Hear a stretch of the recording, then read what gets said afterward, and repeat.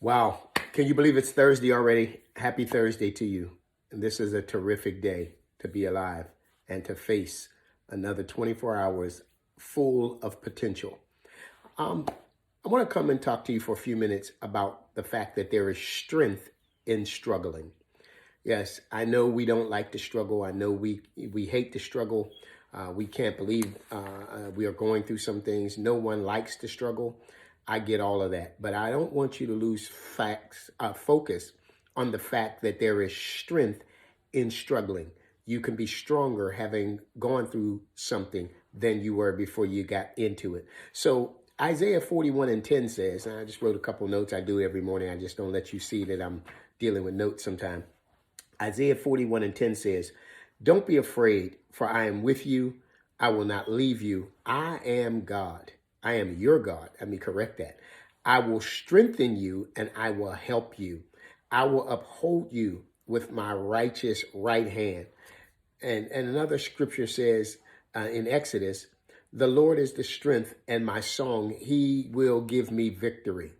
No matter what we're going through, we need to understand God is always there for us. He's always on our side, and He will see us through and help us to get through. The older I get, it's clear that worrying can evolve into struggling in life. Life is so busy. We're so busy with things. As a child, when I was growing up, I didn't have really a care in the world. I didn't have to worry about nothing. I didn't have to figure out how the groceries were getting in the house. I didn't have to figure out how the lights were staying on. I didn't have to worry about the water bill. I didn't have to worry about any of those things. I had to worry about going to school, playing on the weekends, and taking a bath or whatever else. But now, as an adult, if I don't pay that mortgage, I'm going to be homeless. If I don't pay that car insurance, I'm not going to have a car to drive. If I don't pay the car note, there'll be a repossession. Phone bill, light bill, gas bill, water bill, sewage, you name it, all kind of other expenses. Add to the busyness of life when you come into having your job, being a father, for me, being in school, being a pastor, working in the community, and all the different things that we can do. Sometimes we can find ourselves struggling. And we need to remind ourselves that when we're struggling, God is right there with us. He's in the struggle with us. He says, "I am with you always." You can't go anywhere that's going to cause you to run away from God. And so you need to know that God is always there with you. All right. So when I'm faced with a struggle, I try to remind myself that God is always there with me. And sometimes I tend to want to be a person to fix my problems myself. I don't know about you, but I try to figure it out. Let me try to figure this out. Let me try to fix it. Let me try to turn this around. And sometimes I've had to learn how to lean back, trust God, and allow God to work it out. Allow God to speak to me, to calm me down, speak to me, and work it out. I know people say, "Well, how do you hear God?" That thing that some people call conscience, I call that God.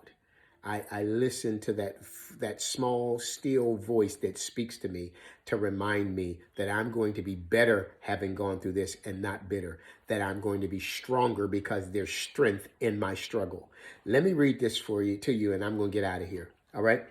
Once upon a time, there was a man that found a butterfly that was starting to hatch from its cocoon. He sat down and he watched the butterfly for hours as it struggled to force its way through a tiny little hole, when it suddenly stopped making progress and it looked as if it was stuck. Therefore, the man decided to help the butterfly out. He took a pair of scissors. He cut off the remaining bit of the cocoon. The butterfly then emerged easily, although it had a swollen body and small shriveled up wings. The man thought nothing of it. He sat there waiting for the wings to enlarge to support the butterfly's body. However, that never happened. This butterfly spent the rest of his life unable to fly, crawling around with small wings and a swollen body.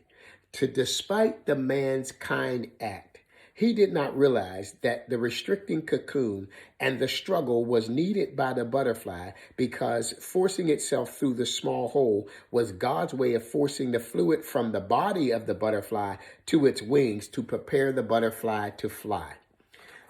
You got to understand, what may look like it is crazy may be God's way of strengthening you so that you can fly. the small hole you're trying to get through may be the very thing that is giving you strength for down the road and the journeys of life. Listen, don't fight against the struggle. Find the strength in the struggle, embrace it, trust God, and learn how to fly in spite of your challenges. I got to go. I'll talk to you on tomorrow. Be well.